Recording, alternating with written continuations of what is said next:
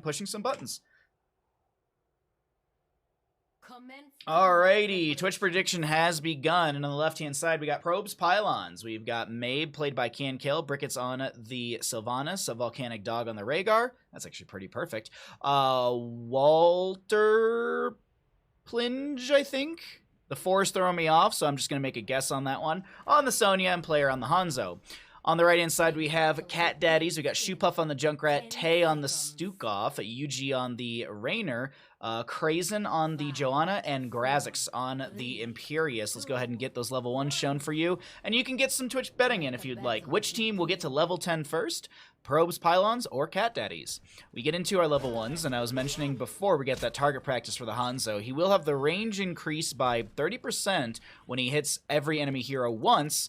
And then after he hits every enemy hero 3 times in total, he'll have an additional 100 damage on his Stormbow. We could also see this going into the level 16 Flawless technique. I personally like that with this build. You land a Q, you get an auto, and you're dealing like 1,000+ damage in those two ability and that auto attack. So it's a lot of burst ability that Hanzo can offer to the table. We'll see what he goes into as the game progresses. Typically we see a lot of piercing arrow, but I don't know. We'll see. The level 7 also could be an indicator for us. The Dragon Hungers, I think, is the level 7 spell power increase. That also pairs well into the level 16 on top of that. So just more spell power, more damage, big bursting. We look in the bottom lane and we're going to be seeing Sonya versus the Imperius. When it comes to wave clear, Sonya does have the advantage, but it looks like she's kind of freezing the wave. She's not playing this too aggressively. I do really like that spear. That angle was really nice to land onto Imperius, putting some pressure back onto him. He did go into the Burn the Impure, which, consuming a Valorous brand mark deals bonus damage equal to 2.5% of the hero's maximum HP. But now the fight continues because we have the rotation in from the Joanna, but it's just a shield glare. Celestial Charge doesn't connect, and we just have a camp on the left-hand side to be grabbed by Player and Volcanic Dog. Over on the right, Tay and Yuji on the Raynor. You're doing well? Nice to hear. My apologies. I looked over at Twitch chat and I missed the Junkrat kill. I just blame Twitch chat. It's all your fault, chat. You're the reason we missed the kill, not my attention span. Not so whatever.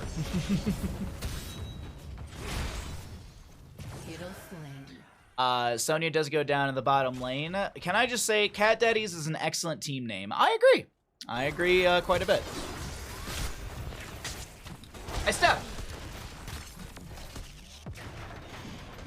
Imperius now just reminds me of Dark Souls, because I have that electric spear that I keep using, and just like I don't know, like every single time I'm like a little Imperius in Dark Souls. Player's gonna, wow, what a cleanse from Volcanic Dog. Nice purge from the Rhaegar to mitigate the concussion mine displacement onto the Hanzo. Really like seeing that. Need to redeem for bigger Twitch chat to read easy. I mean, I can change the size of the Twitch chat that I see. The big thing is just I have to take time to read it. So control point A will open up here in the middle of our map. We are going to have the camp on the left-hand side grabbed by Probes Pylons. I like Probes Pylons' timing on this a little bit more, because it's kind of at that crux moment when the objective phase is starting, as it's just getting into lane. So it's just the timing. It's very similar. We've talked about this with the Fallen Shaman camp on Battlefield of Eternity and Infernal Shrines. You really want to time those out with the objective phase, specifically Battlefield of Eternity. But Volcanic Dog gets displaced, is able to wolf run right out of there. Sylvanas did go into Mercenary Queen. That's why you are seeing the model size have that kind of glow around it for the oh my god, for the Siege Camp? Siege Camp.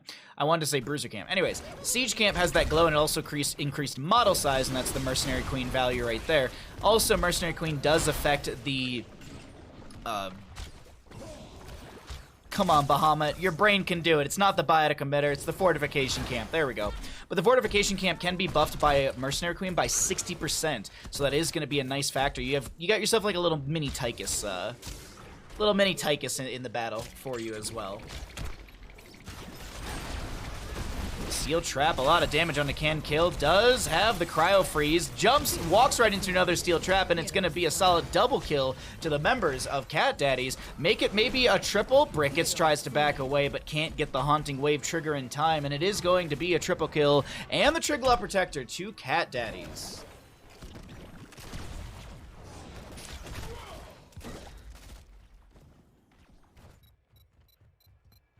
Alrighty.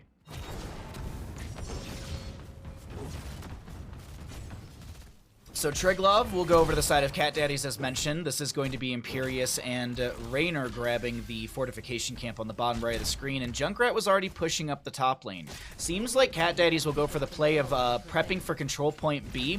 There's been a lot of, I wouldn't say like discourse or conversation around it, but there's considerations as to where you take Triglov Protector A. Since you can't take down the well anymore, the consideration is to prioritize bottom lane for control point C and kind of get that third Triglov and try and end the game. Well, we're not seeing that here. And also, third Triglov doesn't always end game, so it's kind of like, what do you want to prep for? Do you want to make control point B easier, open up the map, have chase potential, and make it further difficult for the enemy to try and sustain in this control point B, or do you prep for C and look for that longer endgame potential? Well, either way, it's going to be a Riptire, lowering the health of the Mei. She goes down. Also, the Twitch prediction will go over to the side of Cat Daddies, as they did hit level 10 first, so while the Yamato cannon is firing out and Krazen is zoning, I'm going to go ahead and pay that out, because the outcome is Cat Daddies hit level 10 first. Condemn. Nice. Pull everything onto Brick. It's falling sword over the far side of the gate. Iron Skin to be used. They need to sidewall, and they're not going to get it. Joanna's sacrificed for the Sylvanas. A little greedy there. I might dare I say tunnel vision per se, but it doesn't matter. They get the kill, they find the top lane fort, and this is still going to be a solid level and some change lead over the members of Probe's Pylons in this map number 1 first best of 3 of the day. People happy with their points, it seems.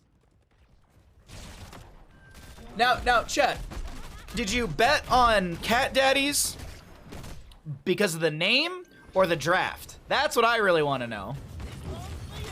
Speaking of channel points, we also do have a boost going as well.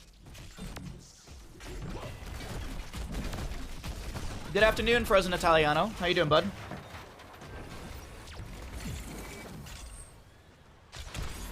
Celestial Charge connects onto the Hanzo. He gets the Purge. There's going to be the Super Sky Suplex. Riptire coming through. Falling Sword attempted. And it's going to be Rhaegar to go down. Grazik slow, backs away on the Imperius. Biotic Emitter thrown out. A lot of slows go out, and you see that machine gun, that fortification camp getting some shots out. I'm actually really curious, really quickly, what's the data on this before it does expire? The attack damage is 37, but it has an attack speed of 5.2, and it has a kill streak of 5. Man. Overwatch Turret Player, by the way. That's what it's called. It's called Overwatch Turret Player. Interesting. Finally melting here. Oh, man, it's been melting here since frickin' early March, for sure. Next week, it's going to be 60 degrees Fahrenheit in the mountain town I live. 60 degrees in March. It's ridiculous. Player gets over the wall. Hanzo able to disengage. Nice shield glare as well to try and solidify the kill, but it won't be enough. I'm starting up an access terminal. So it's Bastion? Yes, yes. For a second, I thought you were talking about the video game, and I'm like... I was just like, what? And then, oh, yes, Bastion, the turret robot boy. You voted because of cats. That's fair. That's fair. Okay. So some for name, some for draft. Alrighty. Okay.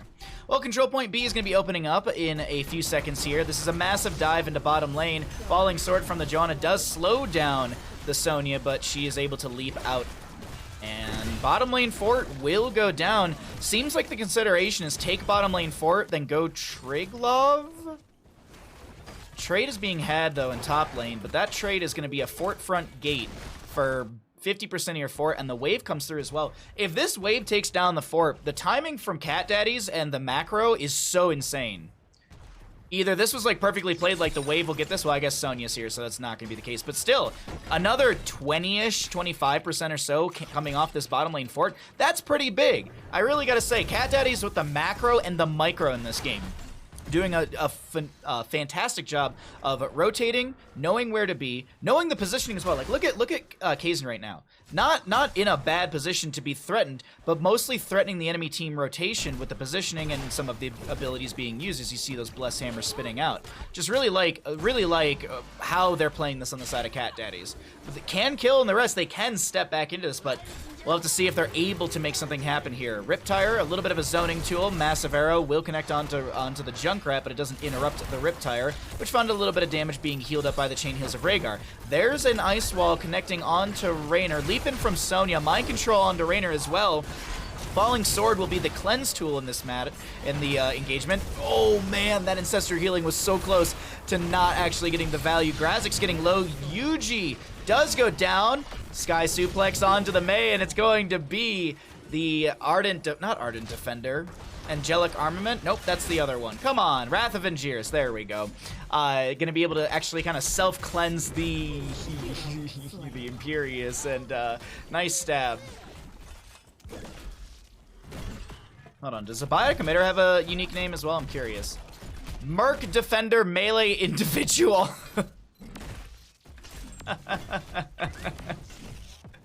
So Sonya's managed to push out the bottom lane. Looks like Joanna's going to rotate down here to grab the experience in the wave, and Imperious will be bringing the Triglav Protect. Okay, now of course we have to check the Triglav. Does it have a weird name? We have to check this. Volskaya Vehicle. Okay, all right. Well, it's got a kill streak of 7.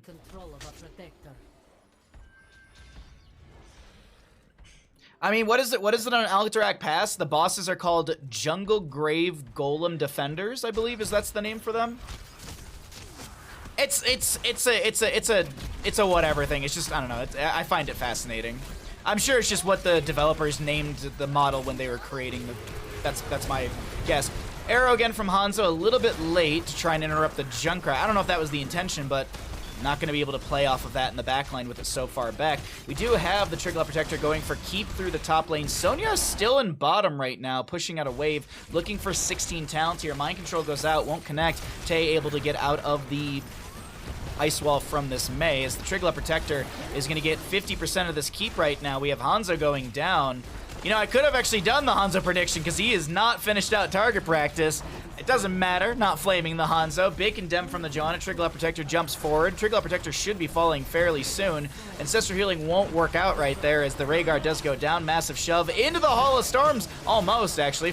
And Wrath of Angiers again onto this Mei. She is going to get beaten up, and that is looking like an advancement to core from the side of Cat Daddies, knowing when to go for the throat as the Concussion Mine will split the Sonya. Celestial Charge will connect, and we have Sukov with the last auto attack. That is looking like game number 1 in our first best of 3 of the day, going over to the side of Cat Daddies. GG.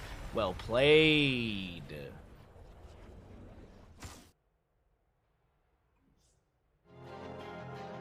I just realized that the entire time I was casting that game, I had the Heroes Rise Contender Series logo. My apologies. Sorry about that. Chat, why did none of you tell me? I thought we were a team, chat. Why did no one tell me? Sad. Oh, so very sad.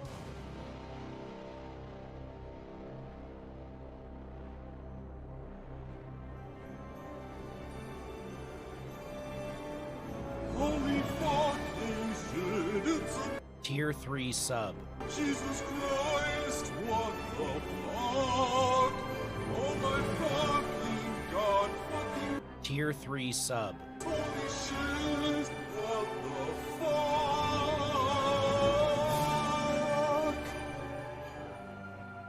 What a Lucky pal. long time. What a pal. Thank you for the Tier 3 sub for 21 months. Can I get you a bottle of water? Would you like a bag of chips? How about a sandwich? Can I get you anything? Thank you for the Tier 3 sub. My good friend, What a pal. Thank you so freaking much. That is extremely nice of you. No questions, glorious leader. Don't blame us. Well, I mean, it's an easy scapegoat, right? I just got here, I'm sorry. Yeah, you better be crazy. How you doing, bud? Just love on the pupper. All right. That is fair. How about this? How about I go ahead and without anyone redeeming it, how about I just how about we get some good treats for the good boy? How about that? Seriously, thank you again for the tier 3 freaking sub. That's very nice of you.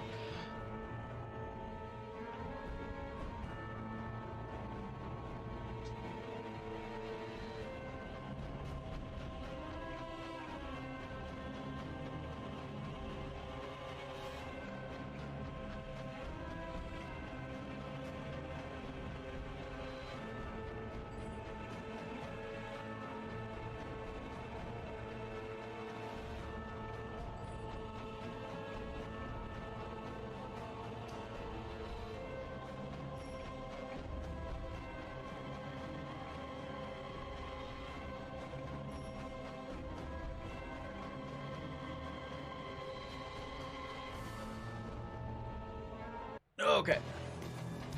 That bag crinkle perked up my dog. Treats, treats, treats. Ninja, thank you for the redemption as well. I will do that after this next map. That way we space it out a little bit. Thank you, though. Thank you. All right. I am actually back here, so let's get into our second map. We got a lot of good games today. We got a lot of good games for you. I got kind of a charcuterie board of NGS matches for you all today.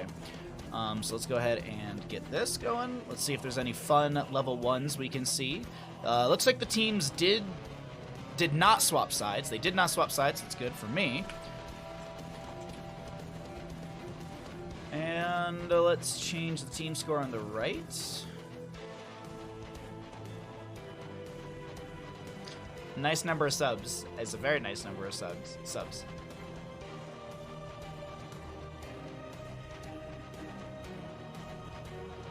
The Karkuchi... What? Karkuchi butt. That one. Hey, good morning, Stark. How you doing, bud?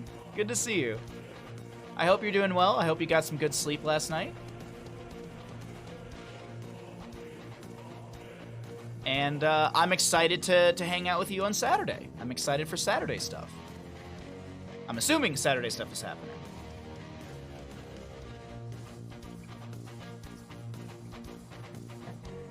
Let's see. So, Falstead's going into Hammering, Shockray Tassadar, W stacks on Vala. I honestly liked the prediction we did last game, so let's do that. Let's do which team gets level 10 first. Let's do that. Let's do that again. I like that prediction. That was a very, very good recommendation from Chess Leader. Thank you. Can I post links? Absolutely you can, what a pal. Absolutely you can.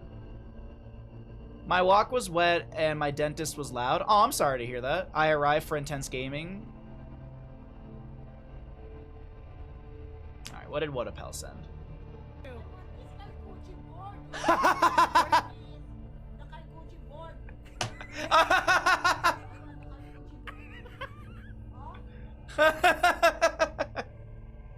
Thank you, what a pal. This is too good.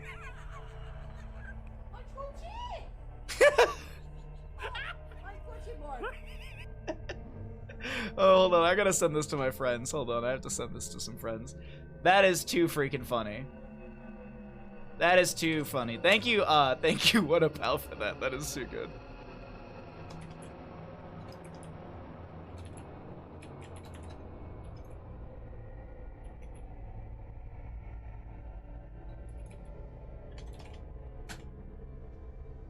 I just posted in the D&D group as well. Oh my god, that's such a funny video. Oh my god. All right. Another prediction, another game. We're gonna jump into a Braxis holdout matchup, and we're gonna do which team hits level 10 first. So let's go ahead. I'll jump in the game and I'll introduce the teams and I'll start the prediction.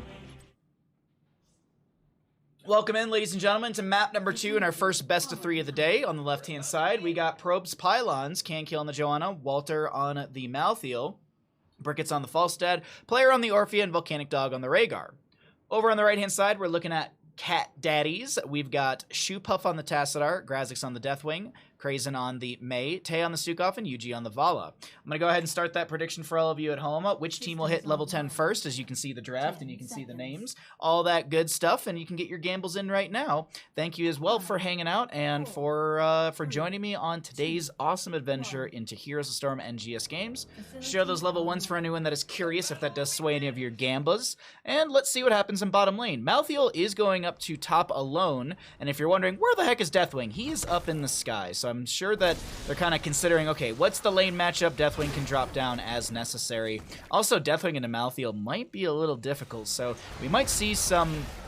I don't know if we see like a little bit of a struggle from Deathwing into the Malthael. I'm honestly not sure how it should go. In my mind, it should go over to Malthael. He should be able to just shred through the Deathwing, as we still don't really have Deathwing. Is he like, what is he, eating a burrito? Is he finishing his Hearthstone game? Anyways, bottom lane, we continue to see our back and forth between both sides, as Orphea does have that full bar of chaos from her trait right there. Oh, some good gambas. Alright, so Deathwing does drop down. He picks up some of the experience for top. He does miss out on, like, a little bit of experience from the front wave, from the first wave, excuse me. The beacons are energizing. You have to control them. I'm curious to see if, it seems like Deathwing is just playing this extremely safe against the Malthael, not stepping too far out, so I wonder if we see a rotation into top lane to try and help him out, but right now, it's a potential rotation to steal away this camp. Mei is extremely low on mana, like, not a lot of ability power or abilities left with this, and I think that is kind of the driving force in all of this. The camp will go over to the side, as the blinds and the slows will be greedily tried by Krazen right there. I'll be honest, I'm not sure why the Mei double backed into all that. She may live here, but it's just, I'm not sure why she went for that one. Did go into heavy pack. We actually could see the snow slush ball, is it? Anyways, one of the Snowblind abilities does lock down towers for a couple seconds, and we could see that. It would be good Zerg push potential as well. Lock down those towers so they're not dealing damage to the Zerg, and you get a little extra free push.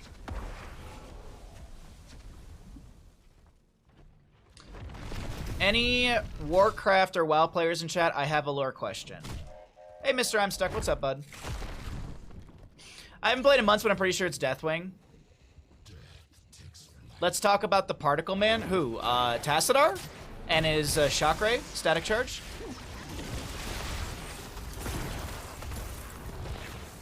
Oh, okay. There we go. Well, Frozen Italiano knows the answer. Thank you, bud.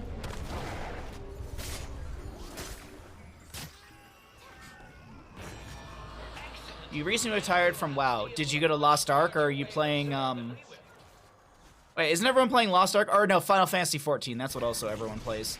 Malthael to steal away the camp on the right-hand side. This is seen, by the way, to the enemies. They know this camp is still up because you can see all the other camps are gone on the minimap. So this one still being up is like, hey, red flag, we don't have anyone there. But either way, the top lane Zerg wave is going to be itsy-bitsy. Bottom lane, we are going to be seeing a massive push into the fort front gate. Falstad already at 39 stacks, doing a great job of angling these hammerings to pick up a stack or two every single time one goes out.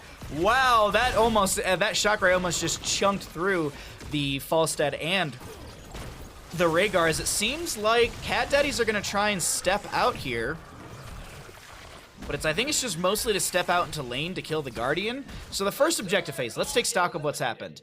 Deathwing pushed into top lane up against the Malthael. He's doing still a great job of mid-maxing his health up against Malthael, who is percent based, who also got a buff on his trait on how much the base percent is. I think it went from like 1 point something, it's like 1.75, 1.5 to 2%. So a little bit of a buff on Malthael not too long ago. As we just peek around the map, we are going to be seeing this is a camp to be grabbed over here. But as I said, taking stock of what happened in the objective phase, we got half the damage on half health on a gate, half health on a tower and a sidewall. In bottom lane, we just see the fort front gate go down, so not super big for either side. Some structure to be gained more so on the side of Probe's Pylons, as Cat Daddies are going to do their best to fight out in this bottom lane. Malthael being left alone in top. It's 4v5. Falstad a little split, and it doesn't seem like Cat Daddies will get the fight they're looking for. Deathwing will have to rotate into the top lane to clear out what Malthael's already pushed into the fort front gate.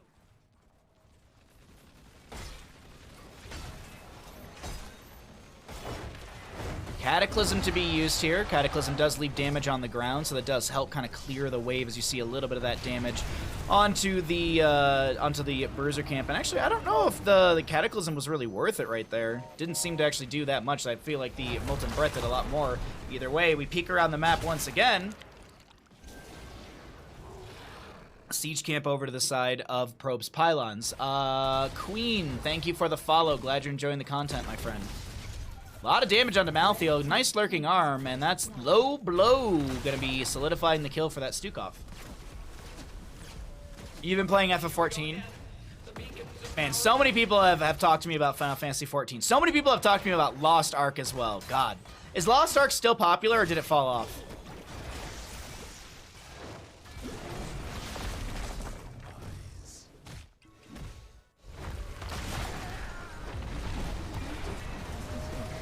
So I'm assuming by Stark asking Warcraft lore, obviously the next D&D adventure is going to be something related to Warcraft, obviously. Lost Ark is great. Okay. I imagine the hype has died down a bit, but you're still playing. Are they releasing new content for it and stuff like that, or is it still just like there's already so much base content that they don't need to release anything new just yet? Oh, you already have the next... Okay, got you. You're still sure it's popular, just not as popular. Okay. I don't, you know, I haven't looked into it or anything like that.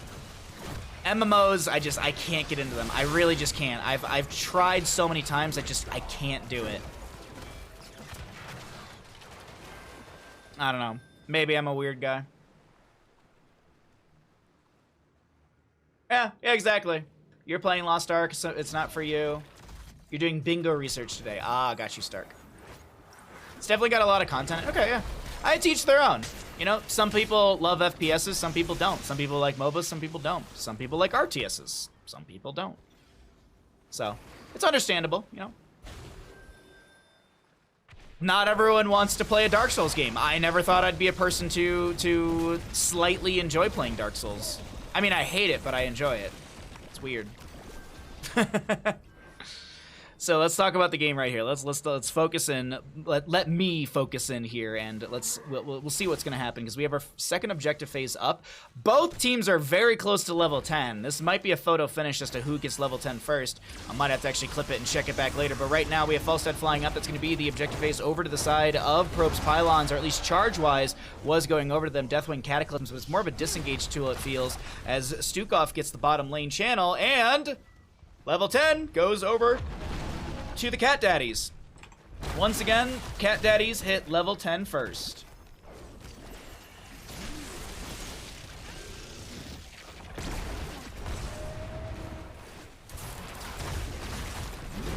Big fight actually continuing to break out in this top lane over the objective phase. Malthael splits into bottom. It's 4v5 in favor for the side of Cat Daddies, but they can't land a combo to set up anything. The ice wall won't connect. We have a black hole that's already out. The spinny shooty shot or strafe from the Vala is already down. So not a lot gained here on the side of Cat Daddies. Not looking as terrifying as they did in map number 1 when it came to these team fights. But here's a big Eternal Feast, and maybe I cast or curse the side of Probe's Pylons right there. Eternal Feast still getting value on Deathwing as Malthael is looking for that flank. He does have the last rights. Gus from Falstad is up as well. Malthael goes into bottom just to continue soaking for his team.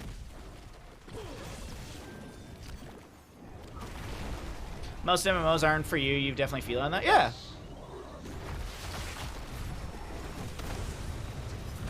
I mean, I thought Death's Door was a fantastic game, and I'm sure that's not for everyone. I guess there's a new game that came out today. I was watching a streamer play it. It's called Tunic. Looks pretty cool. It very much reminds me of Death's Door. Like the animation, the isometric style, the play, kind of everything reminds me of Death's Door. Yeah, of that game, sorry. It's not a real Baja stream until I lose all my points anyways. Oh, unfortunate, unfortunate. Let's see, bottom lane, this is just a, I think this fort just goes down. I think they're just trading forts. These are also the Zerg waves for each team respectively, as we can see in the bottom right of our map. We've got 98% in favor for Cat Daddies, which now they're going to be walking a full Zerg wave, or potentially a full Zerg wave, into the keep front gate, or this fort does. I mean, even if this fort doesn't fall, it's going to fall to the impending Zerg wave. But the same thing to be said about Probes Pylons. Their Zerg wave will go into top lane, and that is already a fort that got taken down to about 50 or so percent. There's the last little bit of channel. Hearth out from Krazen, just to be able to get full mana on the Mei. And here comes the wave. This can't be happening. The Zerg are bearing down on us.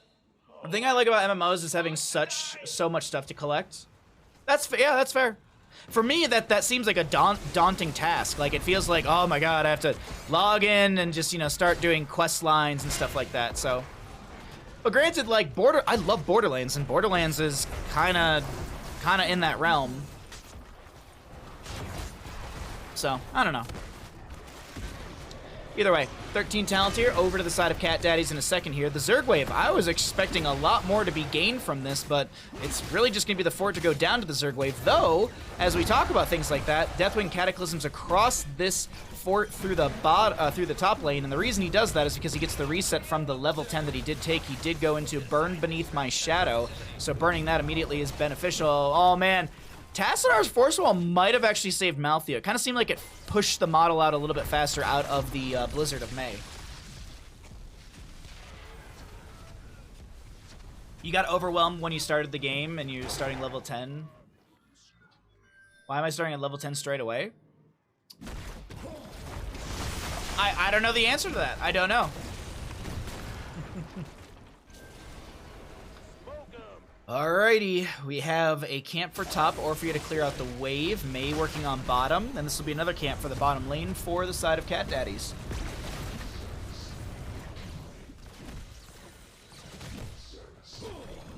Are they gonna boss? That's the question. Okay, no.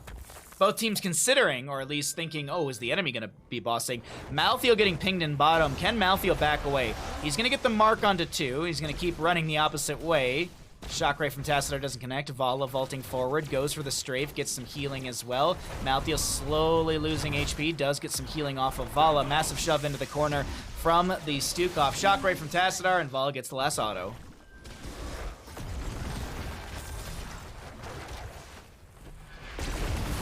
Maybe just like babies, you don't remember the first few levels. I remember everything in my entire life. Totally.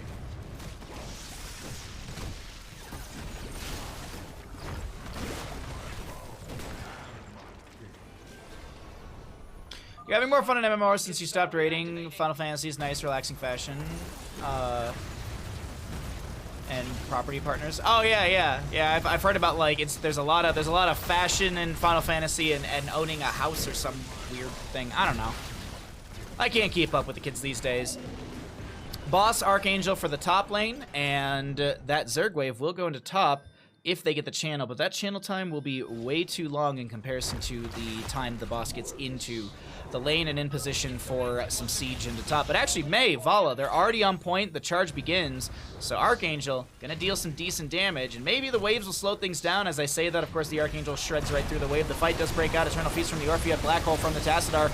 Walter getting a little bit low here, applies the last rites onto Deathwing, and Deathwing will go down to the last rites, giving a stack over to Malthea. Mei gets picked off as well. A greedy invade for a camp that wasn't needed will go over to the side of Probes Pylons. Falstad using the flight to get into bottom lane to get the counter channel, and I think realistically they could, on the side of Cat Daddies, have just gone for the channel, proxy the waves, and just wait for this Archangel to do the work of distracting the enemy. But either way, fight goes over to the side of Probes Pylons. They get the double kill, they get the camp, and they are able to clear out boss without having constant Zerg channeling pressure through the top lane and through the objective phase as well.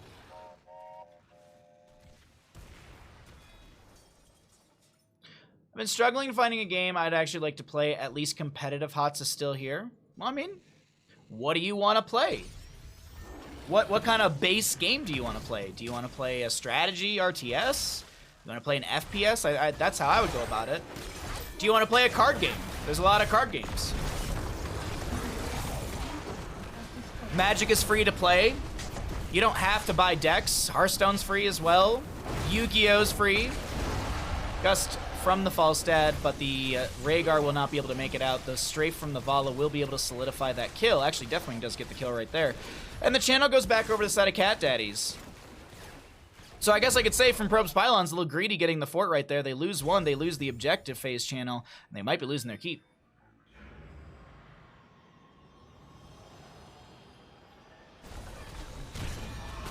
Alright. There's the Zerg wave. There's an extra camp in the top lane to help. Bottom lane does have an Ultralisk, a Baneling, and some other little lings around, but the big push is through this top lane. Could this be game ending? Will the members of Cat Daddies try and end things in a 2-0 way? Path of Exile is free. Guild Wars is free. Yep. Path of Exile is actually pretty fun. It's a little bit of a commitment when you start to play because there's just a lot into those games. But I mean, that's, you know, it's like Diablo games like that in general anyways. Push continues through top lane. Top keep is going to get shredded before the vast majority of the Zerg wave is here. We still have 89% or so on this as the Cataclysm from Deathwing will be utilized. A little bit late right there. Doesn't get the reset from the keep going down. A lot of members in the red side are getting low just all of a sudden. Must have been a hammering from Falstad chunking into them as the Black Hole from Tassadar does come out. Grabs Volcanic Dog. Deathwing trying to apply some pressure onto Malthael, but he's able to get a stack onto the last rites. Will go down for all of that. Core shielding starting to get scratched by the Zerg wave. And the core defense is doing their best to save here. Can Kill getting slowed, getting chunked.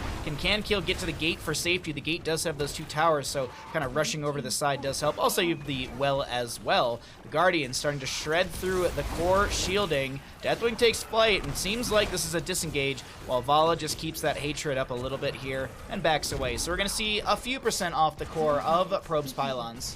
Resetting pens as per protocol.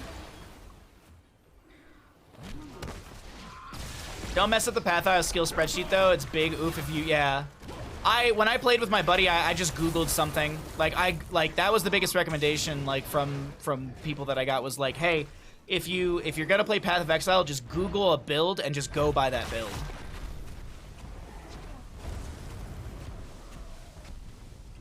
I think I did something with like double swords or something like that, or oh no, I was like summoning these like skulls. I'd like stand still and summon skulls that just killed everything.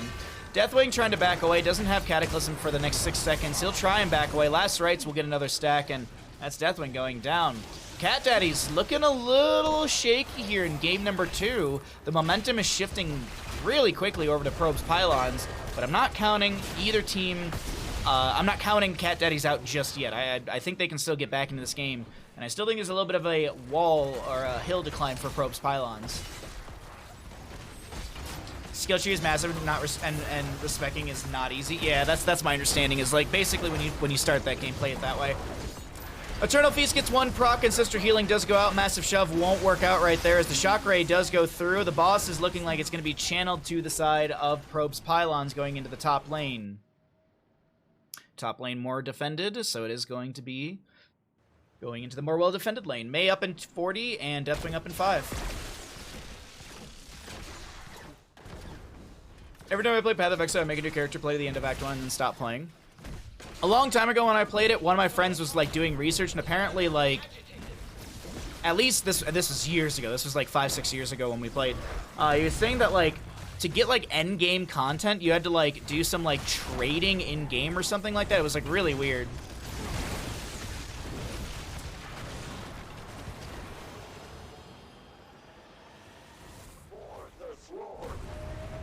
Alright. Deathwing is, okay, I was gonna say, he's kind of leashing the camp right there a little bit, but either way, beacons activate once again. May up in a second. Rhaegar is as well. Bottom goes over to the side of Probe's Pylons. Cat Daddies should be able to hold top. May getting in position. Vala to go clear out bottom. I'm curious, since they see Vala in bottom, well, they should have saw her. Yeah, she showed for a second right there.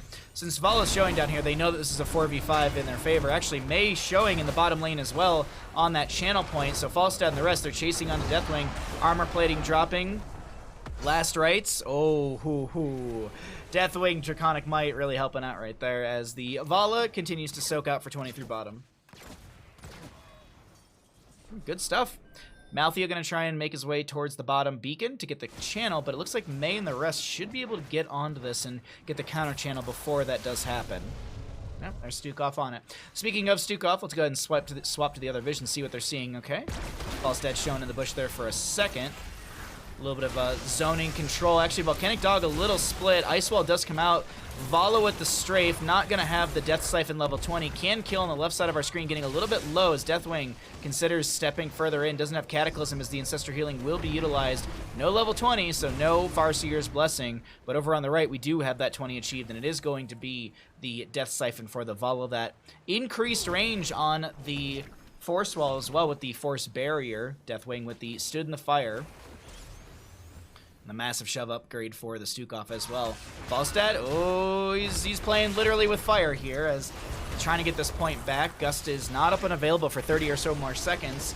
And we have a huge conflagration onto Walter, who throws out the last rites, but the Crowd Freeze mitigates the damage necessary for the kill, and that is a Malthael to fall. He did pick up the level 20s, and he's going to buy back in. That's why he's already back, but keep in mind, if he dies, his death timer is increased by 25%, and Joanna going down right there is not what you like to see.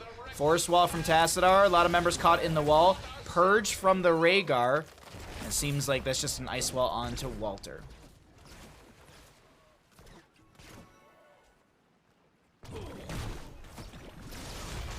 Wind Tunnel, Falling Sword upgrade, Farseer's Blessing, some great upgrades to the level 20s, or excuse me, the level 10s.